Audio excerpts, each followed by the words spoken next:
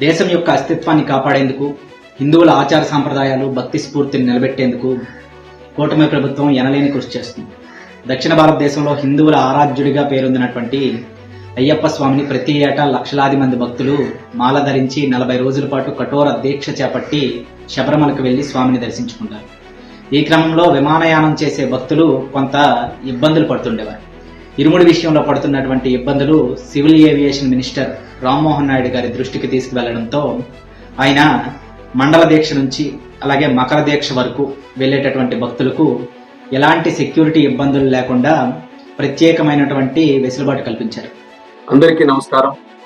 అయ్యప్ప స్వామి భక్తులు ముఖ్యంగా మన దక్షిణాది రాష్ట్రాల నుండి ఈ సమయంలో పెద్ద ఎత్తున మాల ధరించి పవిత్ర దీక్ష చేపట్టి శబరిమల వెళ్లి ఆ స్వామి వారిని దర్శనం చేసుకుంటారు.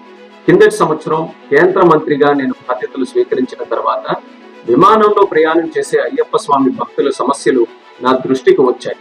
వెంటనే భక్తుల సౌకర్యార్థం మా సెక్యూరిటీ రూల్స్ లో మార్పులు చేసి విరుముడి నేరుగా తమతో పాటు తీసుకుని వెళ్లే విధానం, ఆ మార్పులు మేము తీసుకుని వచ్చాం.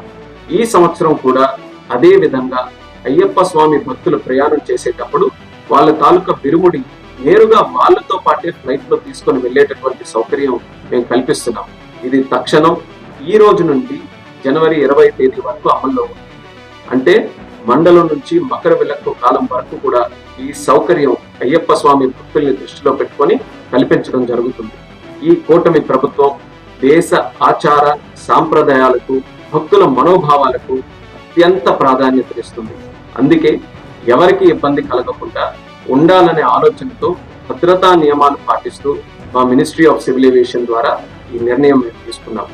దీన్ని భక్తులందరూ కూడా సద్వినియోగం చేసుకుంటారని, మీ అయ్యప్ప స్వామి దీక్ష విజయవంతంగా జరగాలని, స్వామి తాలూకు ఆశీస్సులు పొంది అందరికీ కూడా మంచి జరగాలని ఈ సందర్భంగా కోరుకుంటున్నాను. నమస్కారం. ఓం స్వామియే శరణమయ్య. దీంతో భక్తులు 50 మంది కూడా ప్రధాని మోదీ, పవన్ కళ్యాణ్, రామ్మోహన్ నాయుడులకు కృతజ్ఞతలు తెలియజేస్తున్నారు. దీని మీద మీ అభిప్రాయం ఏంటి అనేది కామెంట్ రూపంలో తెలియజేయండి.